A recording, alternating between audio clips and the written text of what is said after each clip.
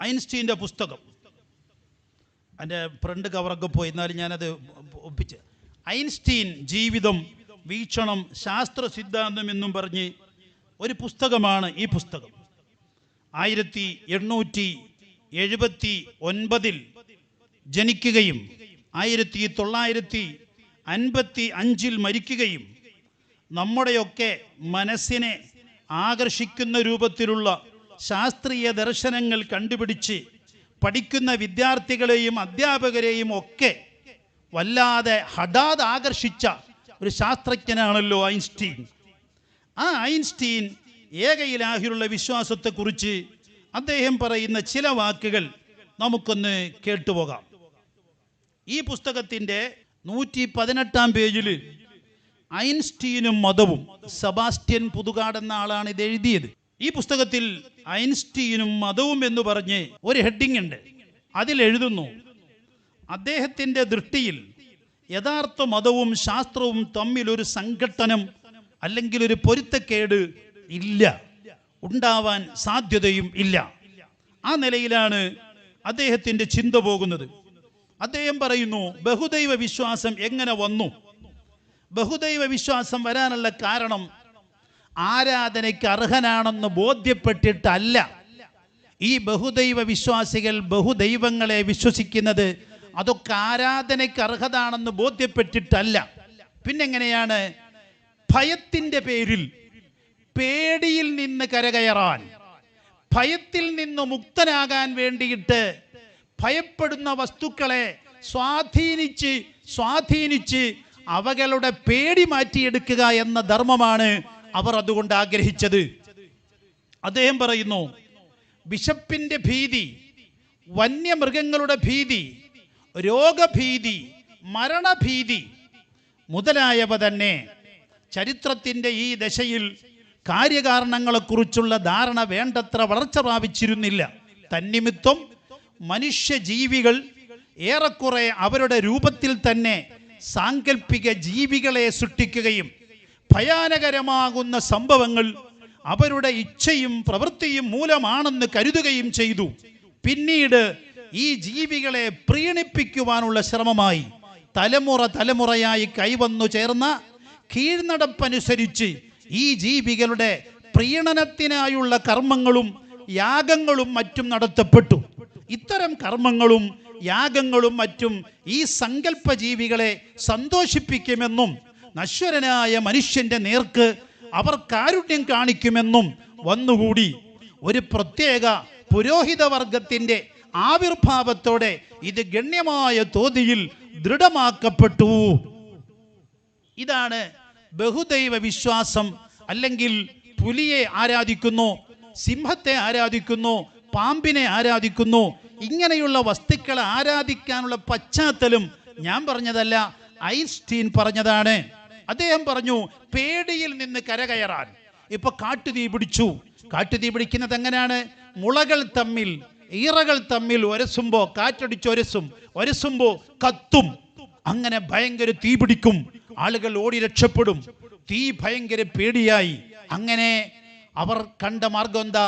തീക്കുണ്ടാരമുണ്ടാക്കിയിട്ട് തീയെ ആരാധിക്കാൻ തീരുമാനിച്ചു. തീയാണ് ഏറ്റവും വലിയ ശത്രു, അപ്പൊ അതിനെ നമ്മൾ സ്വാധീനിക്കണം. അങ്ങനെ തീക്കുണ്ടാരമുണ്ടാക്കിയിട്ട് തീ ആരാധിക്കാൻ ശ്രമിച്ചു.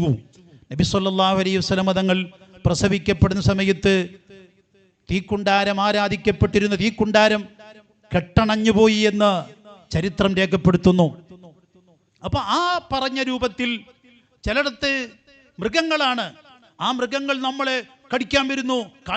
കാട്ടിലായിരുന്നല്ലോ പണ്ട് ആളുകൾ അധികം താമസിച്ചിരുന്നത്. അങ്ങനെ പുലിയെ ഉണ്ടാക്കി, പുലിയെ ആരാധിക്കാൻ തുടങ്ങി, സിംഹത്തെ ആരാധിക്കാൻ തുടങ്ങി. പാമ്പ് ശല്യം, എവിടുന്നാലും പാമ്പ് കടിക്കാനും കൊത്താനും വരുന്നു. അങ്ങനെ പാമ്പിനെ ഉണ്ടാക്കിയിട്ട് സർപ്പങ്ങളെ ആരാധിക്കുന്ന ശൈലി വന്നു. ചുരുക്കത്തിൽ ഭയം മാറാൻ വേണ്ടിയിട്ട് കണ്ടെത്തിയ ഒരു ഉപാധിയാണ് ഇതര ജീവികളെയും ശക്തികളെയും ആരാധിക്കുക എന്നത്. പിശാചിനെ ആരാധിക്കുന്നു, പിശാചിന്റെ ശല്യം ഉണ്ടാകാതിരിക്കാൻ.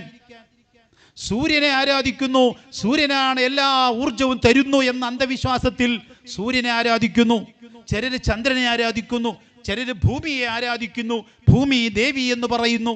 ഇതെല്ലാം താൽക്കാലികമാകുന്ന സമാധാനത്തിൻ്റെയും ആശ്വാസത്തിൻ്റെയും പേരിൽ വന്നു ചേർന്ന ആരാധനകളാണ്. അല്ലാതെ ആരാധനയ്ക്ക് അർഹപ്പെട്ടതെന്ന ചിന്ത രൂപീകരിച്ചു കൊണ്ടുണ്ടാക്കിയതല്ല. അതുകൊണ്ട് ഇത്തരം അല്ലാഹു അല്ലാത്ത ഒരാരാധ്യ വസ്തുവിനും ആരാധനയ്ക്ക് അർഹതയില്ല. ആരാധനയ്ക്ക് അർഹത വേണമെങ്കിൽ എന്ത് മാനദണ്ഡമാണ് നമ്മൾ വെക്കുന്നത്? ഒന്ന് വാജിബുൽ വുജൂദ്. വാജിബുൽ വുജൂദ്, ഇവിടെ ഉണ്ടായിരിക്കൽ അനിവാര്യമായ ഒരു ദാത്തായിരിക്കണം. ഇവിടെ അതുണ്ടായില്ലെങ്കിൽ മറ്റൊന്നും ഉണ്ടാവുകയില്ല.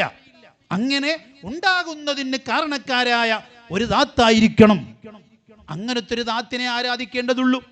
അതില്ലെങ്കിൽ ഇവിടെ വേറൊന്നും ഉണ്ടാവൂല.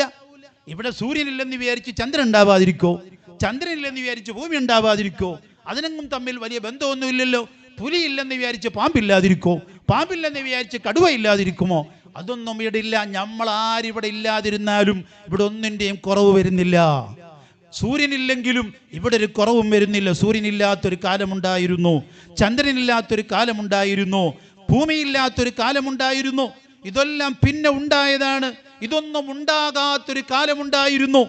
അപ്പൊ ഇവകളൊന്നും ഇവിടെ ഉണ്ടാവൽ നിർബന്ധമില്ല. ഇവകളെയൊക്കെ ഉണ്ടാക്കിയത് ഖാലിഖായ റബ്ബ് സുബ്ഹാനഹു വ തആലയാണ്. സഖറ ലക്കുമുശ് ശംസ വൽ ഖമർ, നിങ്ങൾക്ക് സൂര്യനെ സൃഷ്ടിച്ചു തന്നവൻ അവനാണ്, ചന്ദ്രനെ സൃഷ്ടിച്ചു തന്നവൻ അവനാണ്, നിങ്ങൾക്ക് സർവ്വതിനെയും സൃഷ്ടിച്ചു തന്നവൻ അവനാണ്. അപ്പൊ നിങ്ങൾ ആരാധിക്കുന്ന സൂര്യൻ അള്ളാഹുവിന്റെ സൃഷ്ടിയാണ്.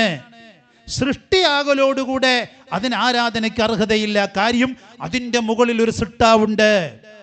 സൃഷ്ടിയാണോ ആരാധനയ്ക്ക് അർഹതയില്ല. നമ്മൾ മതപരമായി ചിന്തിച്ചാൽ സൃഷ്ടികളിൽ ഏറ്റവും ഉത്തമനാരാണ്? ഹബീബ് മുഹമ്മദ് മുസ്തഫ സല്ലല്ലാഹു അലൈഹി വസല്ലമ തങ്ങളാണ്. സൂര്യനേക്കാളും ചന്ദ്രനേക്കാളും ഭൂമിയേക്കാളും നമ്മൾ ഏറ്റവും കൂടുതൽ ആദരിക്കുകയും സ്നേഹിക്കുകയും ചെയ്യുന്ന സൃഷ്ടി ഹബീബ് മുഹമ്മദ് മുസ്തഫ സല്ലല്ലാഹു അലൈഹി വസല്ലമ തങ്ങളാണ്. ആ മുഹമ്മദ് നബിയെ പോലും ആരാധിക്കാൻ പാടില്ല. മുഹമ്മദ് നബി ആരാധിക്കാൻ പാടില്ല. മുഹമ്മദ് നബി തന്നെ എന്താ പഠിപ്പിച്ചത്? അന അബ്ദുഹു വ റസൂലുഹു, ഞാൻ അള്ളാഹുവിൻ്റെ അടിമയാകുന്നു, ഞാൻ അള്ളാഹുവിൻ്റെ ദൂതനാകുന്നു. പ്രവാചകന്മാരെല്ലാം അതാ പഠിപ്പിച്ചത്. അഫ്ളലു മാ ഖുൽതു അന വന്നബിയ്യൂന മിൻ ഖബലി ലാ ഇലാഹ ഇല്ലല്ലാഹ്. എല്ലാ പ്രവാചകന്മാരും അത് പഠിപ്പിച്ചു. ആദം നബി അത് പഠിപ്പിച്ചു, നൂഹ് നബി അത് പഠിപ്പിച്ചു, ഇബ്രാഹിം നബി പഠിപ്പിച്ചു, മൂസ നബി പഠിപ്പിച്ചു, ഈസ നബി പഠിപ്പിച്ചു, അന്ത്യപ്രവാചകരായ മുഹമ്മദ് മുസ്തഫ സല്ലല്ലാഹു അലൈഹി വസല്ലമ തങ്ങളും പഠിപ്പിച്ചു. അപ്പൊ എല്ലാവരും പഠിപ്പിച്ചത് ആദർശമാണ്. ആരാധനയ്ക്ക് അർഹൻ അള്ളാഹു മാത്രമേ ഉള്ളൂ എന്നാണ്. അപ്പൊ അള്ളാഹു അല്ലാത്ത മറ്റാരെയും ആരാധിക്കാൻ പാടില്ല എന്ന് ഐൻസ്റ്റീൻ്റെ കൂടി ഉദ്ധരണി വെച്ചുകൊണ്ട് നാം അത് ബോധ്യപ്പെട്ട് മനസ്സിലാക്കിയിട്ടുണ്ട്. എന്നാൽ ഇനി ഒരു ഇലാഹു വേണ്ടേ? ഒരല്ലാഹു വേണ്ടേ? ഒരല്ലാഹും കൂടി ഇല്ലാതിരിക്കാൻ പറ്റുമോ? അങ്ങനെയും നമ്മൾ ചിന്തിക്കേണ്ടതില്ല.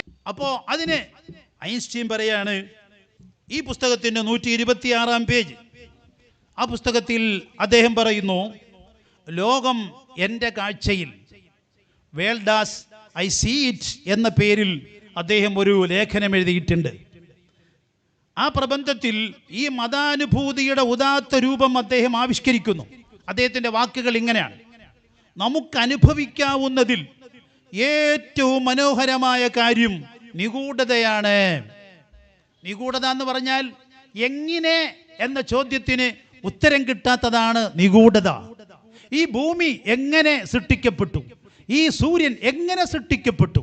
ഈ സൂര്യാദി ഗോളങ്ങളെയെല്ലാം ഇന്ന ഫീ ഖൽഖിസ് സമാവാതി വൽ അർളി വഖ്തിലാഫിൽ ലൈലി വന്നഹാർ ലആയാതിൻ ലിഉലിൽ അൽബാബ്. ഐൻസ്റ്റീനെ പോലെ ബുദ്ധിയുള്ളവർക്ക് ഈ പ്രകൃതിയുടെ ദൃഷ്ടാന്തങ്ങളിൽ ചിന്തിക്കുമ്പോൾ ഒരു സൃഷ്ടാവിനെ കണ്ടെത്താതിരിക്കാൻ സാധ്യമല്ല. അങ്ങനെ അദ്ദേഹം പറയുന്നു, യഥാർത്ഥ കലയുടെയും യഥാർത്ഥ ശാസ്ത്രത്തിൻ്റെയും അടിത്തട്ടിൽ സ്ഥിതി ചെയ്യുന്ന മൗലിക വികാരമാണ് അത്, മതവികാരം. ഈ സത്യം അറിയുന്നില്ലാത്ത, അത്ഭുതപ്പെടുവാൻ കഴിവില്ലാത്ത, വിസ്മയാധീനനായി തീരാത്ത ഒരാൾ മൃതതുല്യനാണ്.